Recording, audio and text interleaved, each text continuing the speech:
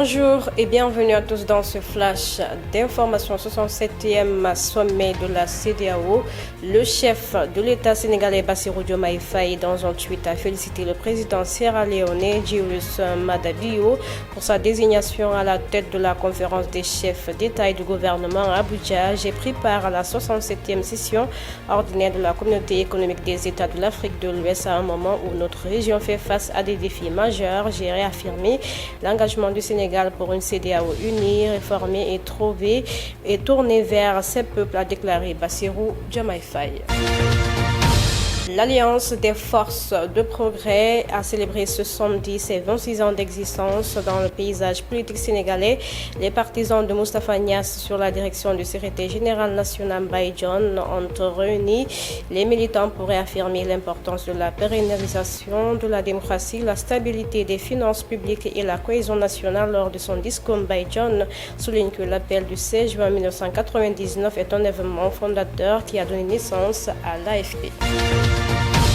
En prélude au congrès national du 6 juillet prochain, l'Union des forces démocratiques de Guinée renouvelle ses instances à la base. C'est dans ce cadre que la Fédération du parti en Côte d'Ivoire a organisé son congrès ordinaire qui s'est achevé ce dimanche à Abidjan, une occasion pour le président du parti de s'adresser directement à ses militants.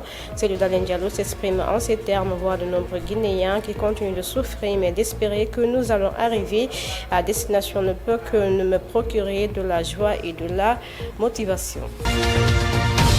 Le président ivoirien Alassane Dramane Ouattara continue d'entretenir le suspense en Côte d'Ivoire. Il a annoncé dimanche qu'il prendrait une décision dans les jours qui viennent concernant sa candidature à la présidentielle d'octobre pour briguer un 4e mandat à la tête du pays. Sa réponse était très attendue dimanche par des dizaines de milliers de partisans lors d'un grand meeting à Abidjan au lendemain de sa désignation par son parti comme candidat à la présidentielle.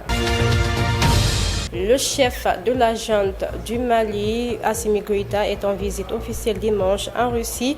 Cette visite intervient quelques jours après l'annonce du départ du groupe paramilitaire russe Wagner du Mali, où il était présent depuis 2021. Le groupe est désormais remplacé par Africa Corps, une autre organisation sous contrôle du ministère russe de la Défense. Cette visite, qui se prolongera jusqu'au 26 juin, sera l'occasion de parler des liens de coopération entre Bamako et Moscou. Le président de la Sierra Leone, Julius Maada Bio, a été désigné président en exercice de l'autorité des chefs d'État et de gouvernement de la communauté économique des États de l'Afrique de l'Ouest. Cette nomination est intervenue à l'issue du 67e sommet de l'organisation tenu ce dimanche à Abidjan, au Nigeria. Il succède au président Bola Ahmed Tinubu, qui a occupé ce poste à 2 reprises. Cette nomination intervient dans un contexte régional particulièrement tendu, marqué par les défis sécuritaires, politiques et économiques.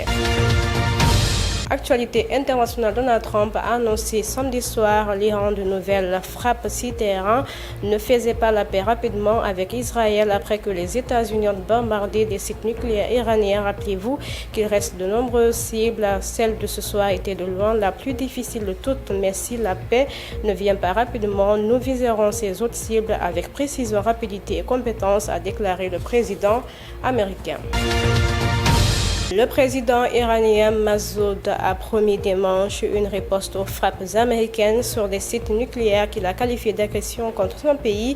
Lors d'un entretien téléphonique avec son homologue français Emmanuel Macron, les Américains doivent recevoir une riposte à leur agression, a déclaré le dirigeant iranien selon l'agence de presse IRNA. Ainsi prend fin ce flash d'information. Merci à tous de l'avoir suivi. Au revoir. À demain.